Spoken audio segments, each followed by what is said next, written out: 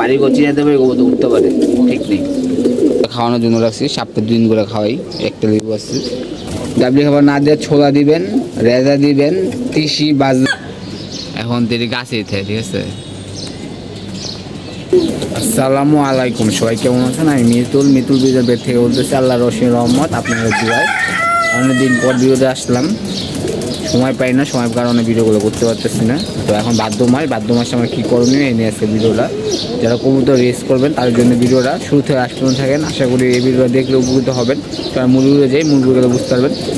Channel নতুন হয়ে subscribe করে দেবেন, ফেসবুক পেজটা ফলো করে আমার সাথে থাকবেন। যে আমাদের কবুতরগুলো অলরেডি মল্টিং প্রায় শেষ, এই মাসটায় যাবে। তারপরে যে আমরা কবুতরগুলো ম্যাক্সিমাম কবুতরগুলো বের করে দেবো। আর আমাদের কবুতরগুলো আমাকে দেখাই, যে আমাদের কবুতরগুলো আপনারা দেখতে পাচ্ছেন, ঠিক আছে। আমাদের কবুতরগুলো আপনারা দেখতে পাচ্ছেন, প্রত্যেকটা কবুতরে আপনার সুস্থ সবল আছে আলহামদুলিল্লাহ।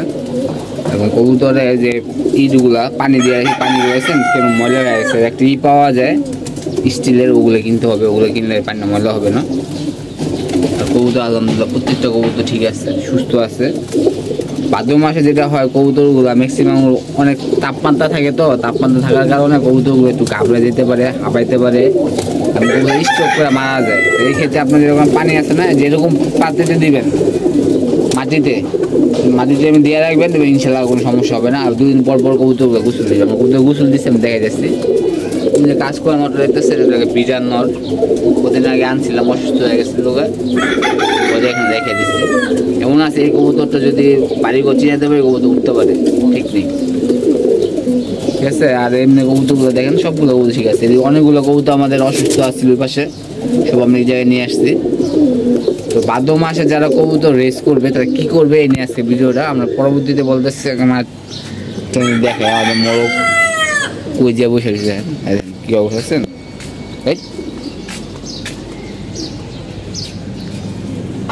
মুরগি করে বসে মুরগি কইলে বসে রয়েছে। এখন দেরি গাছে ঠিক আছে, গাছটা হয়ে গেছে। আরেকটা মুরগি মনে করে আছে, দেখতে হবে। দিকে আমাদের যে লেবু ছিল, লেবুগুলো অর্ধেক পাচ্ছি, অর্ধেক আছে। এগুলো সব কবুতরে খাওয়ানোর জন্য রাখছি, সপ্তাহে 2 দিন করে খাওয়াই। একটা লেবু আছে, মোটামুটি সিজন পার হবে আশা করি, দেখা যাক। আর এই যে আমাদের কবুতরগুলা। আর যারা এখনকার কবুতরগুলা ছাড়বেন, অবশ্যই ছাড়বেন। 8 পর 9 পরে হলে কী করবেন? 8 পর 9 পরে হলে কবুতরগুলো ছেড়ে রোদ খাওয়াবেন। যখন 9ম পর হবে তখন রোদ খাওয়াবেন। যখন দেখবেন কানি পর আসতে লাস্টের যে পরটা, তখন কবুতরগুলো আটকে দিবেন। তাই দেবেন, কবুতর দিয়ে সব কিছু করতে পারবেন। এবং এখন যে খাবারগুলো দিবেন একদম ডাবলি, যে খাবারগুলো ডাবলি খাবারগুলো দিবেন না। ডাবলি খাবার না দিয়ে ছোলা দিবেন, রেজা দিবেন, তিসি বাজরা, তারপরে আপনার ধান, গম। ধানের পরিমাণ একটু কম রাখবেন। ধান ধরেন 1 পট, আর বাকিগুলো মিশিয়ে খাওয়াতে পারবেন। আমার একটা ভিডিও আছে যে আমরা কীভাবে খাওয়াইছি, ওই ভিডিওটা দেখলে হবে ইনশাল্লাহ। আর বিশেষ করে যে খাবারটা দিবেন না 3 মাস কোনো বসে, এই খাবারটা হইল সরিষা এখন দিবেন না। সরিষা আমরা দিই না, সরিষা দেওয়ার কোনো প্রয়োজন নেই। সরিষা দিলে কবুতর গরম হয়ে যায়। কবুতরগুলো এমন নর্মালি থাকলে মনে করেন মুসলি করে মনে করেন ডিম বাচ্চা করে। এবং এই ক্ষেত্রে দেখা যায় যখন সিজন আসা পড়ে, সিজন কিন্তু আমাদের সেপ্টেম্বর বা অক্টোবর থেকে আমার সিজন, তখন কবুতরগুলো ভালো করে উঠতে চায় না।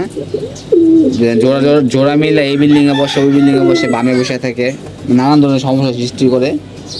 এই কটা জিনিস আপনারা খেয়াল রাখলে হবে। দেন আমি কবুতরের কথা বলতেছি, কবুতর কি মনোযোগ দিয়ে শুনতে দেখছেন। কাজ হলো কবুতরগুলো প্রতিদিন গোসল দেওয়া, 1 দিন পর গোসল দিবেন। খাবার যেটি বলছি, ধান, গম, রেজা, ভুট্টা, ছোলা, এগুলো খাবার মিক্সে করে দিবেন। ধানের পরিমাণ একটু কম রাখবেন, 2 পট রাখবেন, বাকিগুলো মনে করেন 5 পট দিবেন। দিয়ে আপাতত এই মাসটা চলেন। পরের মাসে কি করবেন ইনশাল্লাহ আমরা প্র্যাকটিক্যালি আপনারা দেখাবো। এবং ওষুধের ভিতরে আপনি যেটা করতে পারেন, পিবিসি একটা কোম্পানি ওষুধ আছে, খুবই ভালো। এটা আপনারা সপ্তাহে 2 দিন করে দিতে পারেন। তারপর সবুজ চুনা বা ঠান্ডা ওষুধ দিতে পারেন 2 দিন। সবুজ চুনা বা ঠান্ডা ওষুধ 2 দিন করে দিবেন, তখন এটা দিয়ে দিবেন খাবারের পরে, ইনশাল্লাহ হয়ে যাবে। আর আপনারা কবুতরকে খাবার দিবেন 6000 পদে, যেরকম খাওয়াই দিবেন। আমি এখন আসছি, এখন ভিডিও করতেছি, এখনই সব কিছু করতেছি যাতে করে কবুতরটা ভালো থাকে। কি করে দিক নির্দেশনা মানবেন তাহলেই হবে ইনশাল্লাহ। আরেকটা জিনিস মানবেন, নর্মালি আলাদা ছাড়বেন তাহলেই হবে। আমি কবুতর গোসল দিচ্ছি, আমি দেখাই দিচ্ছি। এই যে আমাদের কবুতর দেখতে পাচ্ছেন, এই কবুতরগুলো আমরা গোসল দিয়েছেন, গোসলের পানিটা দেখেন, একটু তাকান।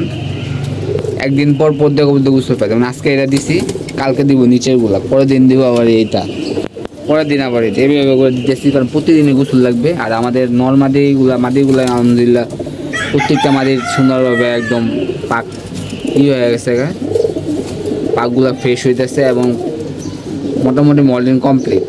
দেন পানির অবস্থা, এটা কিন্তু ফিল্টারের পানি আর কিছু দিয়ে ফিল্টারের পানি দিয়ে আমরা কবুতর তৈরি করছি। এগুলো জিনিস মানেন ইনশাল্লাহ, দেখবেন কবুতর দিয়ে ভালো কিছু করতে হবে ইনশাল্লাহ। আমার একটু ভিতরে যাই, ভিতরে আপনি কী করতেছি আমি দেখা যাচ্ছি। ভিতরে তো অনেকগুলো কবুতর মাইনে গেছি।